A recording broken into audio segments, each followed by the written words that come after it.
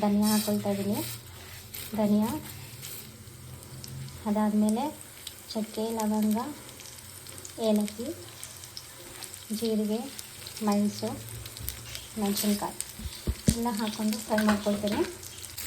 ಅದಾದಮೇಲೆ ಕಾಯಿ ಆ್ಯಡ್ ಮಾಡ್ತಾಯಿದ್ದೀನಿ. ಚೆನ್ನಾಗಿ ಫ್ರೈ ಮಾಡ್ಕೊಳ್ಬೇಕು. ಫ್ರೈ ಮಾಡಿಕೊಂಡು ಗ್ರೈಂಡ್ ಮಾಡ್ಕೊಳ್ಬೇಕು.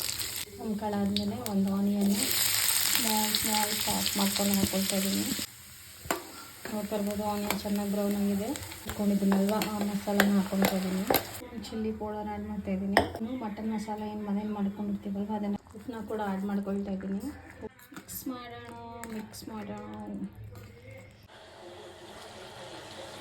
ವಾವ್, ನೋಡ್ಲಿಕ್ಕೆ ಚೆನ್ನಾಗಿದೆ. ಈಗ ಕೊತ್ತಂಬರಿ ಹಾಕ್ಕೊಳ್ತಾ ಇದ್ದೀನಿ. ಟೇಸ್ಟು ಮಾಡಿ ನೋಡಬೇಕು. ಆಲ್ಮೋಸ್ಟ್ 20 ಮಿನಿಟ್ಸ್ ನಾನು ಇದನ್ನು ಹೈ ಫ್ಲೇಮು ಲೋ ಫ್ಲೇಮಲ್ಲಿ ಎಲ್ಲನೂ ಬೇಯಿಸ್ಕೊಂಡಿದ್ದೀನಿ. ಬಾಕ್ಸಲ್ಲಿ ಐತೆ ನೋಡು.